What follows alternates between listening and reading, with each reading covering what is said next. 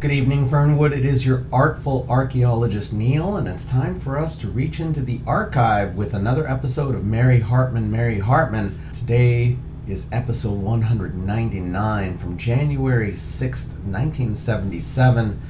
It's a Thursday. Let's take a look at yesterday, which started with May Alinsky chatting with Mary as Mary darned socks. May is on a mission to awaken women to their sexual pleasure, while Mary is focused on finding a pair of socks that match. Mary starts by thinking that May is campaigning against sex, but May explains that she wants sex to be better for women, and reasons that Mary has seen Tom at his peak sexual experience, but wonders if Mary has ever had a peak sexual experience of her own. For those of you who don't know what a peak sexual experience is, that would be an orgasm. May also mentions that she's in a book, and the statistics that she is gathering from these surveys that she has sent around Fernwood will be published in the book. And May leaves as Tom comes home desolate that he has not gotten a new job. That one interviewer pointed out that he was lacking confidence. Mary offhandedly references that May is writing a book that could make a lot of money, and Tom gets angry and says, "I should do the breadwinning, you do the housekeeping." And Mary is left pondering why she can't find a matching pair for any of the socks. Over at the Shumways, George and Martha are catching up on some of the things that George missed while he was gone with the Bogazidi cult. Martha details her various jobs, like acting in police training films and posing like a prostitute for the Fernwood PD. She also accidentally calls George HV, but then covers it up because she doesn't want George to know that she has feelings for another man. George, on the other hand, is happy to be home. And then Kathy shows up, and he notices that she's pregnant and is sad that he never met her husband or didn't give her away at her wedding. And Kathy has to let George know that she never had a husband, a wedding, and George reacts predictably. Brian Adams gets a visit from Mary. He shows off a baby gift from the elder Mr. Adams, but Mary is really there to ask Brian for help in getting Tom a job at the factory, and at first, though Brian is resistant, Mary reveals that she's there to blackmail him. At this, Brian feels pressure to do what Mary is saying, and they come to an agreement. Then we head back to Lou's place, where Lulu is about to head back out on the road when Lou offers her a job as a waitress. She changes behind the counter and comes out singing a tune, and when Lou brings up the topic of Lulu being a singer at the diner, Lulu says she's no singer. Mac the trucker shows up, as he's been doing a little more often since Lulu has been around. There's a bit more of a manipulative flirtation between the two, with Lulu toying with the idea of Mac being a special boyfriend, and it appears that there's some sexual tension three ways in this situation. And that, everybody, was our yesterday episode. Let's find out what happens in our today episode.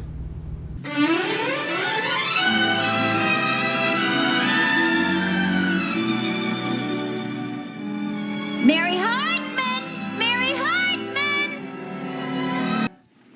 George? Hey, Charlie. How are you?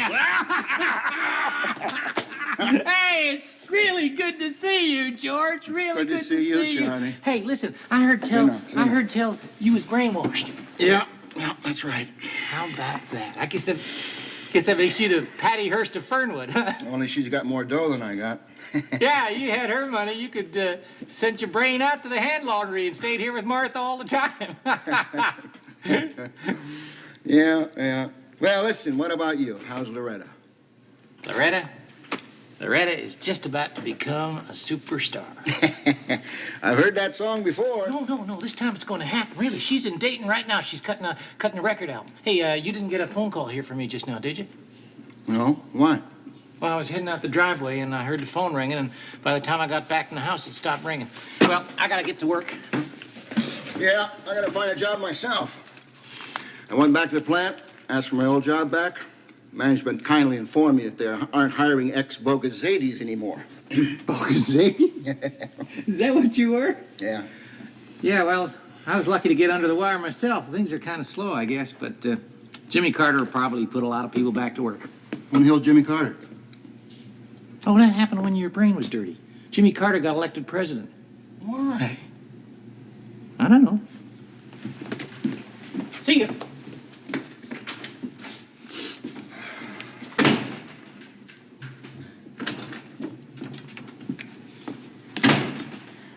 Pa. Oh, really, Mary? Pa. Oh, Pa. Oh, Pa.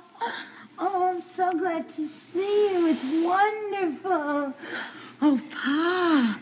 They finally rinsed out your brain. Sit down. Oh, God, I'm so glad. I'm so glad. Oh, Pa.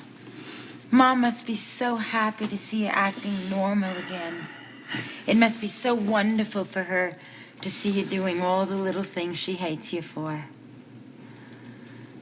Oh, Pa, I'm so glad to have you back. I really am. I'm glad to be back, Mary. Now, tell me about you. You feeling okay? Did you get over that nervous breakdown all right? Oh, that, yeah. Oh, yeah, completely. That's funny. I really forgot all about it. Yeah, life is really beautiful. Good, good. What's so beautiful about it? It's kind of like the way you're sitting here, you know? I mean, it's sort of calmer. I just feel a little calmer. I'm, like, even though you're about to lose your house on account of the balloon mortgage payment being due, and you haven't got enough money to pay it, so it's going to be foreclosed. What foreclosure is that? Oh, Ma didn't tell you about that? No, she didn't tell me that. Oh, well, you see, it just must have slipped her mind, that's all. But don't worry about it, because the money that Kathy's going to get from her baby will pay up for it. What money? She didn't tell you about that either? No. Pa, she really should take that memory course. The other day, she called me Darlene. Who's Darlene? I don't know, and neither did she when I asked her.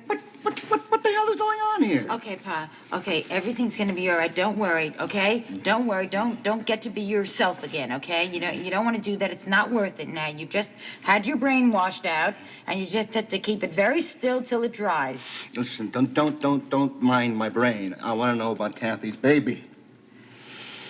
Well,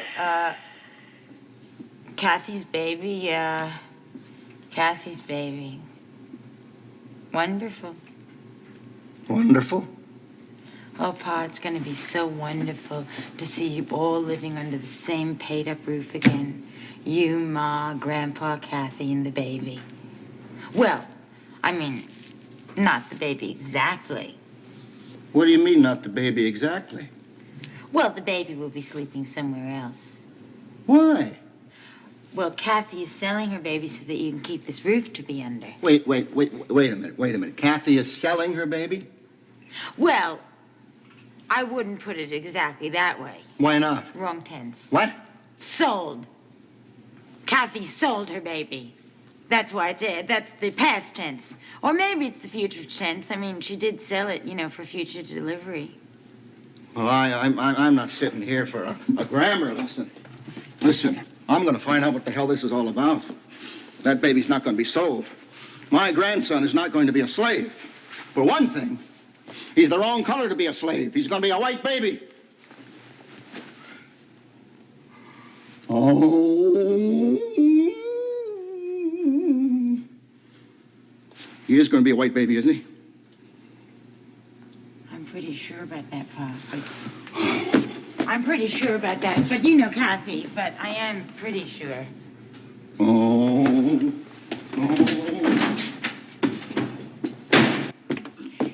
What was that noise? Well, Pa got very red in the face, so I guess he's angry. Oh, good. Just like old times. Did I say good morning, Mary? No. Good morning, Mary. Good morning, Ma. Yes, come in. Mrs. Shumway, Yes? you're officially served with notice of foreclosure on this property. Unless payment is made within 15 days, You must vacate the premises.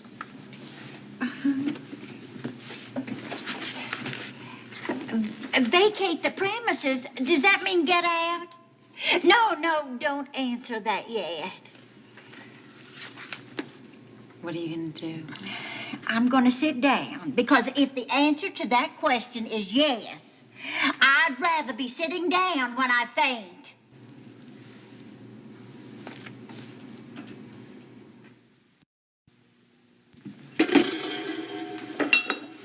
What are you doing after work, Lulu? What's it to you, lover boy? By the time I'm finished, you're going to be pulling your rig into Dayton. You just say the word and that truck will sit out there for a month of Sunday. Well, that'd be real terrific with me, sweetheart, but what's your wife going to say about it? How do you know I'm married? How do I know you're married? Honey, you're looking at an expert on men, and by accident of birth, you happen to fall into that category.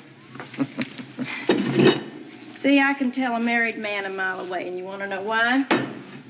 Because they slobber just a little teensy bit more than the unmarried ones. And sugar, your chin's drooling a little bit. You need a bib.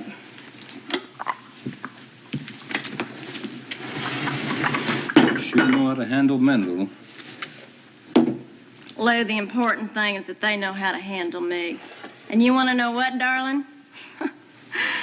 I like lots of handling. I don't think you ought to talk to men around here like that. What's wrong, Lou? You want me to just talk to you that way? Oh, Lulu. Oh, Lou, darling, I believe you're just blushing a little bit now.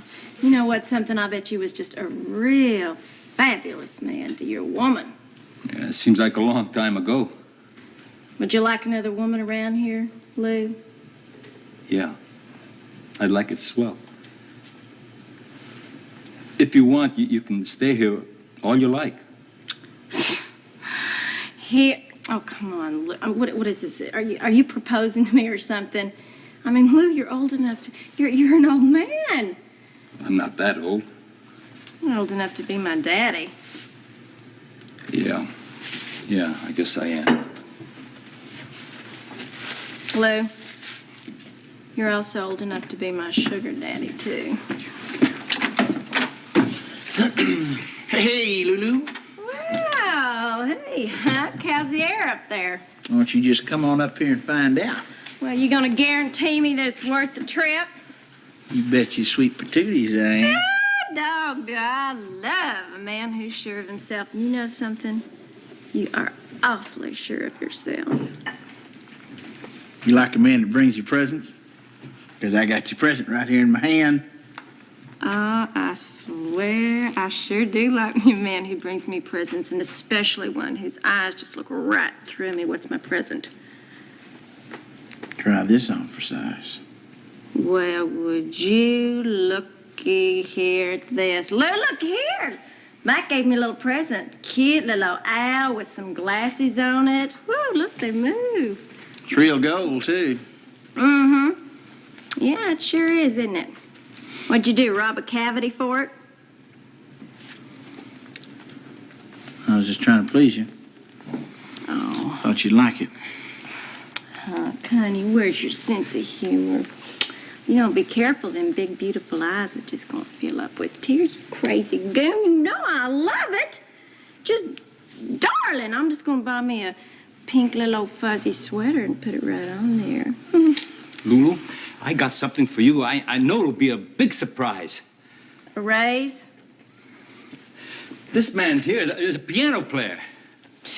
Doesn't look like he could carry a tune in the basket. Wait till you hear him play. Go on, play something for her so she can sing. Oh, Lou, that old piano ain't even tuned up. I had a tune for you as a surprise. Oh. Lou, maybe you're my little old sugar daddy after all. What would you like? Well, I guess if everybody's gonna beg me to sing and everything, I guess I could muster up that song I learned on that record of yours. Let's see, what, ain't Misbehavin'?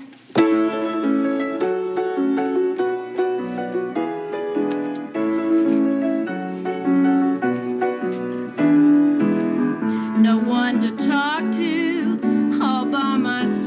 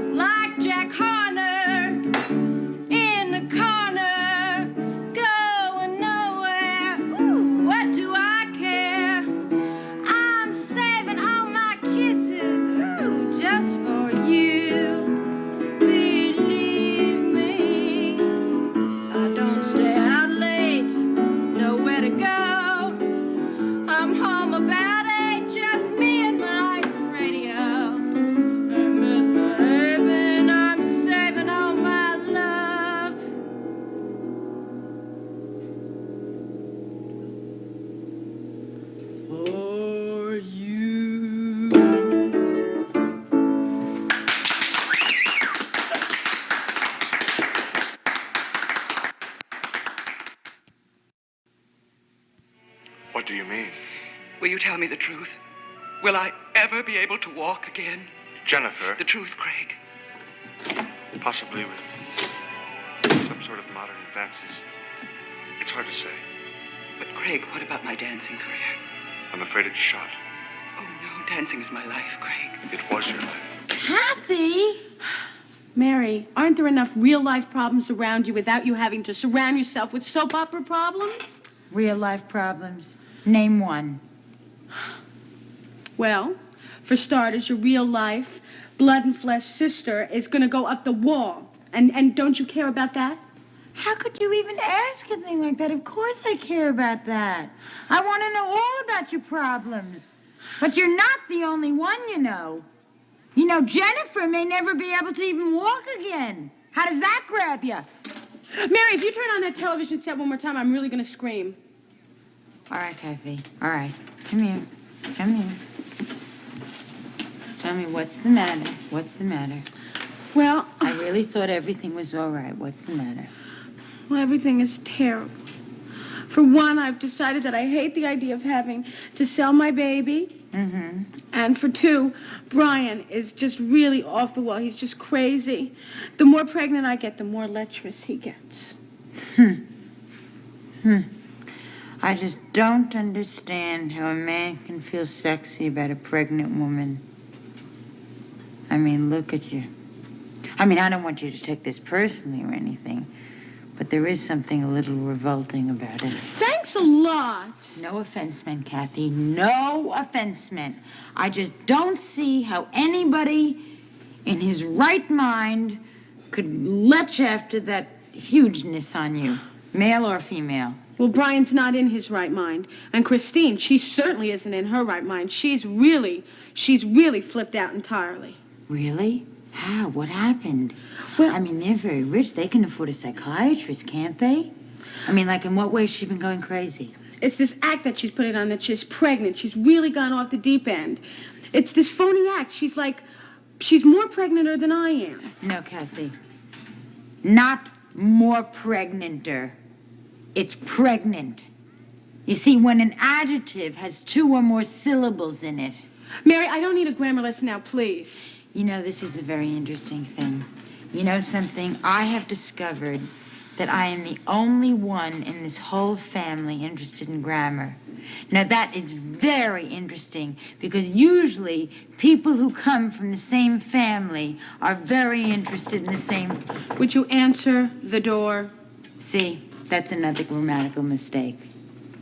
I mean, you can't answer the door because the door didn't ask you anything. Ah! Okay, which I will do right now.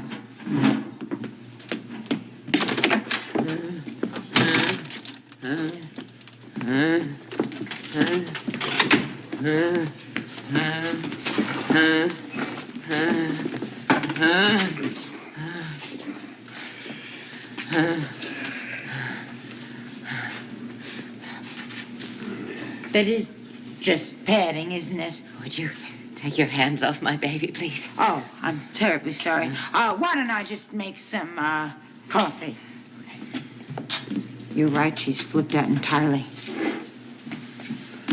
This is much better than a soap. No coffee for me, please. My stomach is far too whoopsie. Oh, Brian, the baby kicked. I think it's going to be born any day now. Kathy, I don't even care if Jennifer ever walks again. Christine, it's not going to happen until a month. Darling Tot, let me be the judge of that. We just dropped in because we wanted to take a look at the place where our baby's going to be born. Oh, well, I'll tell you, I think he's going to like it here a lot. I really do. I mean, this is one of the best houses in the tract. Now, actually, they're all alike, but, you know, some people keep their homes, you know, better than other people keep their homes. I have arranged for all the obstetrical equipment to be delivered here this week. The forceps, stirrups, sterilizer, everything. That's good. That's very good. I can use a sterilizer because my dishwasher is broken. And the obstetrician will be on call. And then the room in my name at Fernwood Receiving. and the baby will be whisked away to the hospital. Its first limousine ride, imagine. And then the call will be placed to Daddy. This sounds very good. It really does. I mean, because I just don't know that much about delivering babies. I mean, I've had one, of course, but I was just too busy to watch all the details, you know. I know.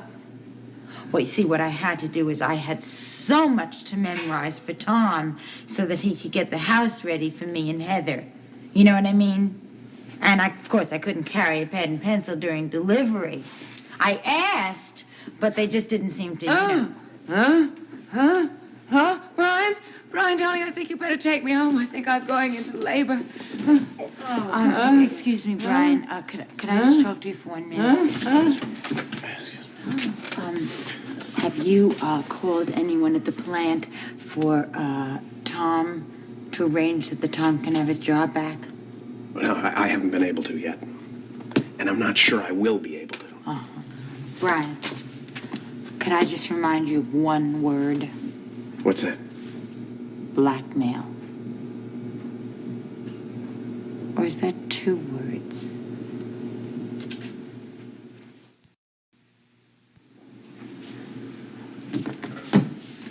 Hi. What you doing? What do you think I'm doing? I'm painting.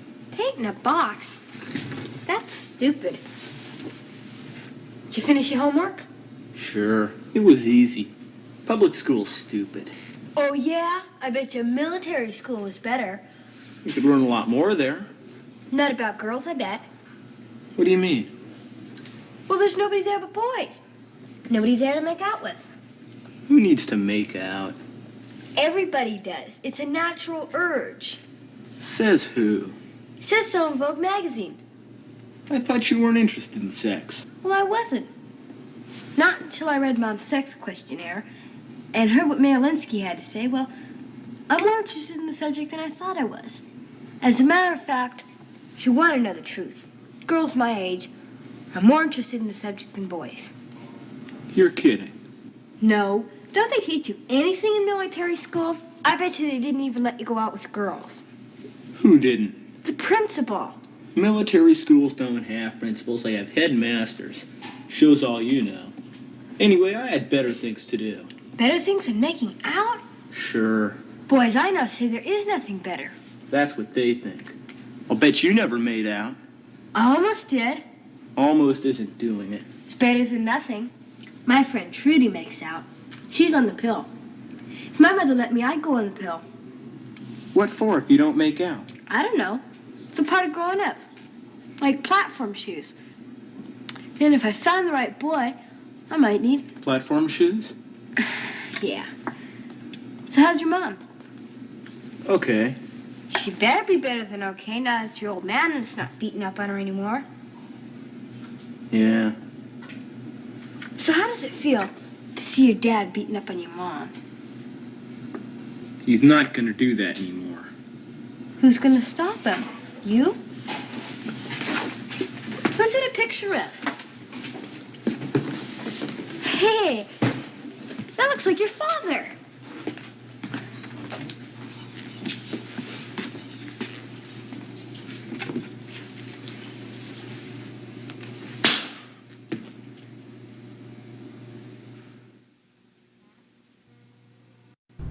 Whoops-a-daisy. So now that George is back home, he's catching up with a few folks that he hasn't seen in a bit. Charlie shows up and George is reminded that, well, he can't have a job at the factory, so he doesn't have an income at the moment. Charlie still doesn't know what's going on with Loretta. He thinks that she's still just busy in Dayton. Mary shows up and catches up George on the Kathy story. Apparently Kathy told nothing about what was going on, probably to avoid a reaction, but hey, George is known for going off half-cocked. He will definitely run out there and cause some trouble, or disappear again. I don't know. But it seems like the Hartman home and the Shumway home are both going to get foreclosed on. And in the air at Lou's Diner is a bit of feminine mystique with all of the men there just about really chomping at Lulu's bit. Lulu is definitely playing this spot. She doesn't even look at Charlie's picture at all. But Lou has arranged for a pianist to show up to play some jazz. And this is Lulu's jazz spot. So Loretta's a country singer and Lulu will sing the jazz. Ain't Misbehavin', made famous by Fats Waller, which is maybe a coquettish song for Lulu to sing, because how flirtatious she is. And then Kathy shows up to Mary to say how sick she is of the plan to let the Adamses adopt and take the money for it. And also the whole thing with Christine having her own pregnancy pains. And then the Adamses show up and Mary thinks that Christine is off her rocker as well. As far as we can tell, Mary's doing a spot assessment to make sure that Christine is still wearing cushions. And as that scene ends, Mary reminds Brian of the blackmail plan so that Tom can possibly get a job back at the factory. And then again, we're in the kitchen, but this time with Philip and Heather. And Heather's views on sexuality are evolving. Apparently not just things that she's learned out in the world, but the survey and hearing May Alinsky talk about sexual pleasure have done something for her. Like I said, I feel like Heather knew more about sex than Mary in a lot of ways earlier. Philip and Heather explore the topic of making out and the pill. So at this point, the birth control pill had been around for about 27 years. 26 or 27. It was released in 1950 and started a sexual revolution, which clearly we're in the midst of still. We're talking about sexual pleasure, and the topic then switches to Garth, Philip, his point of view on the domestic violence. And Philip says, young Garth says, that Garth is not going to do that anymore. And the box that he's been painting has a caricature of his father with targets on it. And Garth pulls a slingshot. And that's the whole plan. At least for the box. I can't say what's going on, but it does feel like at least two members of the Gimbel family want Garth dead. Who knows what's going to happen? So everyone, that was our Thursday episode 199. We are heading tomorrow to the 200th episode of Mary Hartman, Mary Hartman. Not quite 2/3 of the way through the series entirely, but pretty close. However, it is a landmark and I'm looking forward to it. Thank you for watching with me. Thank you for sharing your thoughts and feelings in the comments. Thank you for taking a dip into the archive. And we will see you tomorrow night in Fernwood.